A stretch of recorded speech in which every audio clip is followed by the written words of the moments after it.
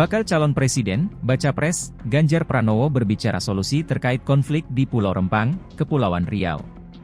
Menurut Ganjar, pemimpin tertinggi harus turun tangan menangani permasalahan dan tidak boleh cuci tangan terkait masalah yang terjadi. Pernyataan itu disampaikan Ganjar ketika menjawab pertanyaan dosen Fakultas Filsafat UGM RR. Siti Murtiningsih dalam acara, 3 Baca Pres Bicara Gagasan, di Universitas Gadjah Mada, UGM, Yogyakarta, pada Selasa, 19 September 2023, malam.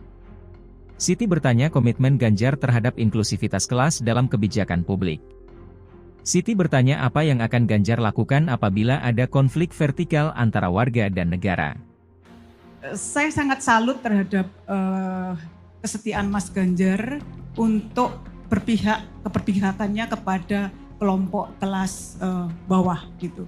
Itu bisa disaksikan betapa Mas Ganjar sering saya ikutin gagasan-gagasannya untuk kelompok-kelompok rentan ini dengan cara belusukan ke desa-desa, kemudian menyapa kepada kelompok-kelompok rentan ini. Tetapi Mas Ganjar, sayangnya kalau kita ya bicara tentang narasi inklusivitas, itu biasanya seringkali itu kita hanya didasarkan pada problem keragaman identitas. Entah itu identitas keagamaan, entah itu gender atau suku.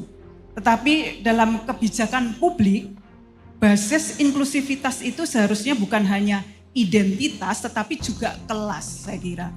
Nah, karena minimnya isu kelas dalam narasi inklusivitas, banyak sekali kemudian kebijakan negara yang sangat merugikan kelas sosial tertentu. Sehingga konflik vertikal antara warga dan aparat negara itu tidak terhindarkan.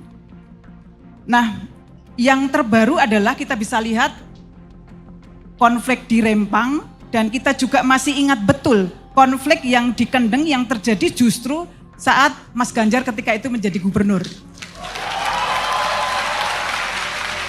Nah, wadas ya enggak Bu?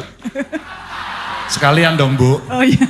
Karena saya akan sampaikan. Ya, pertanyaan saya ingin tahu sebenarnya sejauh mana komitmen Mas Ganjar ini terhadap inklusivitas kelas dalam kebijakan publik. Jika ada konflik vertikal antara warga dan negara misalnya, apa yang kemudian Mas Ganjar akan lakukan? Nah itu satu, karena tadi Mas WR juga 2, saya tambah 1 lagi. Boleh Ibu dijawab dulu ya Bu, mohon maaf siap. supaya kalau ada waktu nanti saya akan kasih kesempatan untuk dilempar lagi. Terima Boleh kasih dijawab Mas dulu? Ganjar. Terima kasih. Apa yang akan Mas Ganjar lakukan ketika itu terjadi? Pemimpin tertinggi harus turun tangan.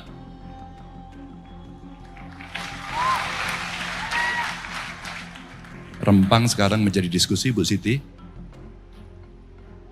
Mas Ganjar masih ingat Kendeng, saya selesaikan Kendeng Bu. Pada saat saya masuk, saya tidak akan menyalahkan, saya penanggung jawabnya. Ganjar Pranowo penanggung jawabnya. Ketika Ganjar terpilih 2013, proyek itu sudah ada. Cuman tradisi kita tidak terlalu banyak orang mau saya yang salah dan bertanggung jawab. Maka ketika kemudian tidak selesai dan menjadi isu nasional, yang harus dilakukan oleh seorang pemimpin, kamu sendiri yang harus turun tangan menyelesaikan, bukan orang lain. Oke Bu.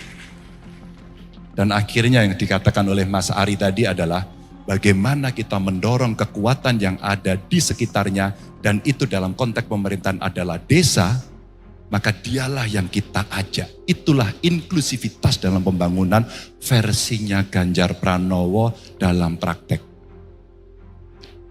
Bu, saya belajar dari banyak orang. Di kampus ini saya diajarkan kerakyatan, di kampus ini. Di kampus ini saya diajari melawan Bu. Bunderan itu kalau bisa bercerita, dia akan bercerita apa yang dilakukan oleh anak-anak UGM pada saat itu, bagaimana dia berpihak, bagaimana dia melawan. Dan itu pendidikan yang tidak pernah saya dapatkan di kelas saya, tapi di kampus ini saya dapatkan. 2. Bagaimana kemudian kita melakukan? Karena kita seringkali pemerintah ini sombong, mengatakan dirinya adalah Superman atau Superwoman, seolah-olah keputusan yang top down itu adalah yang sudah benar. Bu, itu salah. Pelajaran yang saya dapatkan oleh seorang Dr. Ari Sujito waktu saya jadi gubernur pertama adalah bagaimana partisipasi diberikan ruang kepada mereka dari kelompok-kelompok marginal itu. Bu, pelajaran yang saya dapatkan dari Mas Ari CS apa pada saat itu? Tahun berikutnya saya menyusun APBD pertama saya izin menceritakan evidence base ya, biar saya tidak ngomong di langit. Karena ini pernah saya lakukan. Alhamdulillah kemudian kurang lebih 9 tahun Bu, setiap kali musrenbang kami bukan mengundang orang datang ke kantor provinsi, tapi gubernur mendatangi ke 6 ex-karisidenan, mengundang mereka untuk hadir.